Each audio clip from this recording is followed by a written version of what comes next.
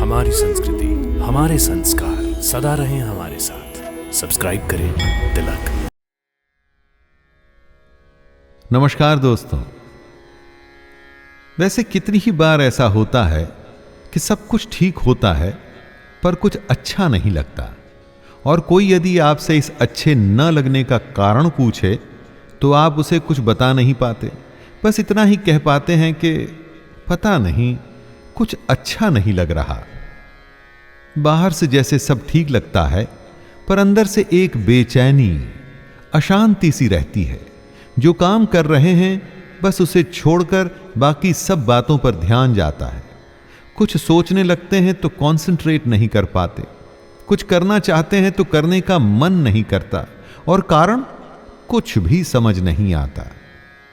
दोस्तों, भारतीय ज्योतिष के अनुसार चंद्रमा मन का कारक है, और जब आपका चंद्र दुर्बल होता है तो मानसिक पीड़ा होती है।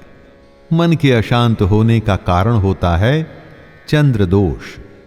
इसी समस्या को दूर करने के लिए, आपकी मानसिक शांति के लिए आज मैं शैलेंद्र भारती आपके लिए लाया हूं एक अद्भुत मंत्र, चंद्र मंत्र।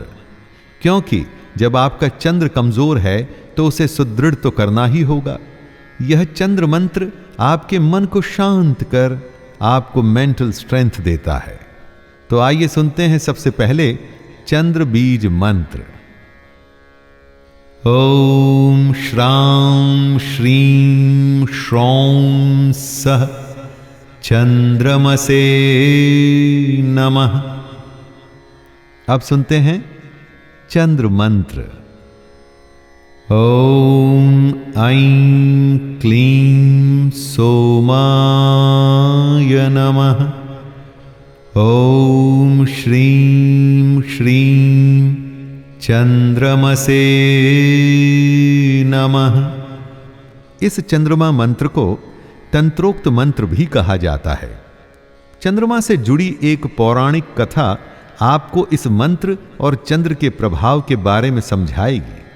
ये कथा बताती है कि चंद्र का विवाह दक्ष प्रजापति की 27 नक्षत्र कन्याओं के साथ हुआ था।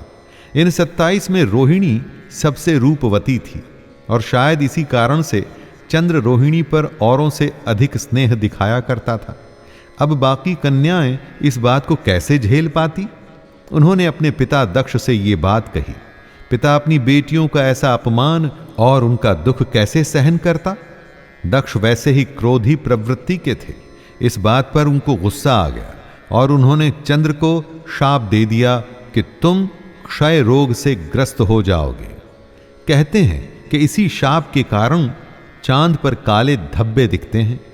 चांद जब क्षय रोग से पीड़ित हुए तो इनकी कलाएं घटने लगी और उनकी चमक फीकी पड़ गई। तब नारद ने उन्हें सलाह दी कि वो भगवान आशुतोष की आराधना करें। आराधना भयंकर थी। आखिर शिवजी प्रसन्न हुए और उन्होंने चंद्रमा को अपने मस्तक पर धारण किया। इसलिए शिवजी का एक नाम सोम सुंदर भी है। चंद्रमा एकदम मृत्यु के पास थे, पर शिवजी के आशीर्वाद से उनकी चमक वापस से बढ़ने लगी और पूर्णमासी के दिन वो अपनी पूरी चमक में फिर से आ गए। आप देखिए ना, चंद्र की कलाएं 15 दिन घटती हैं और 15 दिन बढ़ती हैं। क्या ऐसा ही हमारा मन भी नहीं होता? एकदम अस्थिर, कभी एक बात पर तो कभी दूसरी बात पर। कभी सब कुछ बहुत अच्छा लगता है और कभी बिना बात ही मन बेचैन और अशांत रहता है। ज्योतिष कहता है कि चंद्रमा मन का स्वामी है, तो यदि आपका चंद्रमा कमजोर है तो आपका मन भी कमजोर हो जाता है, भ्रष्ट हो जाता है। आप न चाहते हुए भी बुरे और पाप कर्मों की ओर बढ़ते हैं। मन अशांत ही रहता है।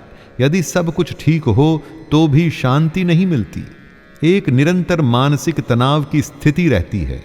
इस सबको ही चंद्र दोष कहते हैं। दोस्तों, ये चंद्र मंत्र मानसिक शांति और मन की एकाग्रता बढ़ाने के लिए एक उत्तम मंत्र है। इस मंत्र के निरंतर जाप से आपकी स्मृति यानी कि मेमोरी बढ़ती है। वैसे तो ये हर किसी के लिए उपयोगी है, पर विशेषकर उन स्टूडेंट्स को इससे अच्छा लाभ मिल सकता है जो पढ़ाई में अपना मन नहीं लगा पाते, जिनका मन हर दम भटकता रहता है। चंचल मन को यदि साधना है, उसे वहां लगाना है जहां आप लगाना चाहते हैं, तो उसका उपाय है यह चंद्र मंत्र। मन की स्थिरता के अलावा चंद्र आपको आपकी माता से संबंध, आपके मस्तिष्क और बुद्धिमत्ता, आपकी जननेंद्रियों और प्रजनन से जुड़े रोगों को भी लाभान्वित करता है। चंद्र मंत्र के जाप के लिए सुबह नहा धोकर चंद्रदेव के चित्र के सामने बैठ जाइए। यदि आपके पास चंद्र भगवान का चित्र नहीं तो आप शिवजी की भी प्रतिमा या चित्र ले सकते हैं, क्योंकि उनके सर पर भी चंद्र विराजमान है। चंद्र मंत्र के जाप को करने का सबसे शुभ दिन शुक्ल पक्ष सोमवार माना जाता है। अपनी समस्या के बारे में सोच के उसके सुधार के लिए अपने मन में संकल्प कर लें।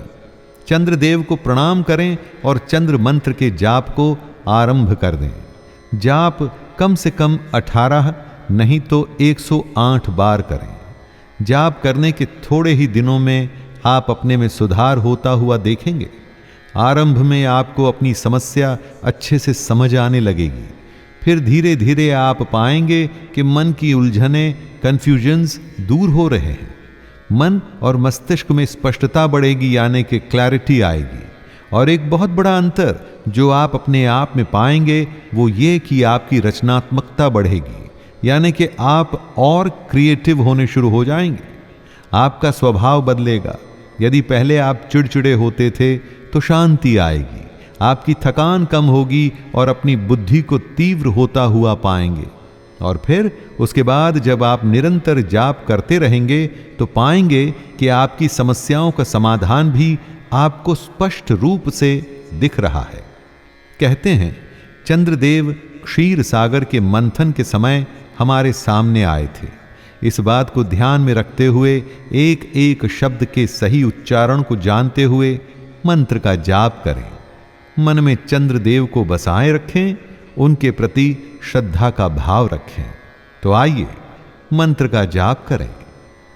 ओम श्रां श्रीं श्रौं सः चंद्रमसे नमः। ओम ऐं क्लीं सोमाय नमः। ओम श्रीं श्रीं चंद्रमसे नमः। इसी के साथ मैं शैलेंद्र भारती आपसे आज्ञा लेता हूं। जय चंद्रदेव।